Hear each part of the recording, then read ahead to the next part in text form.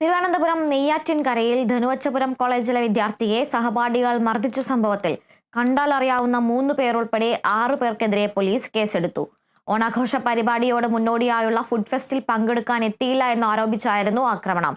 ABVP പ്രവർത്തകരായ അനന്തൻ, നിഖിൽ, നികേഷ് എന്നീ വിദ്യാർത്ഥികൾക്കെതിരെയാണ് പരാതിയുടെ അടിസ്ഥാനത്തിൽ കേസെടുത്തിരിക്കുന്നത്. മർദ്ദനമേറ്റ ദേവജിത്ത് നെയ്യാറ്റിൻകര നിംസ് മെഡിസിറ്റിയിൽ ചികിത്സയിലാണ്.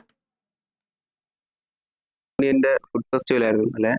ഫുഡ് ഫെസ്റ്റിവലിന് ഉദ്ഘാടനം ചെയ്യാനായിട്ട് വരികയിലായിട്ട് ഒരു പോലീസ് ഓഫീസറും പുറകെ നമ്മളെ കൂടി വിട്ടായിരുന്നു. കുറെ പയ്യന്മാരായി പെൺപിള്ളേർ എല്ലാവരും കൂടി, സ്റ്റുഡൻസ് എല്ലാവരും കൂടി വിട്ടായിരുന്നു. ഇപ്പൊ എൻ്റെ അടുത്ത് ഈ അനന്തരം എന്ന് പറഞ്ഞൊരു പയ്യൻ വന്ന് എന്നെ തള്ളി, ഷർട്ടിൽ പിടിച്ച് തള്ളി ചെയ്തു, പുള്ളി ചെയ്തു. അപ്പോൾ ഞാൻ പറഞ്ഞ ഷർട്ടിൽ നിന്ന് കൈ എടുക്കാൻ പറഞ്ഞിട്ട് കൈ തട്ടി മാറ്റി.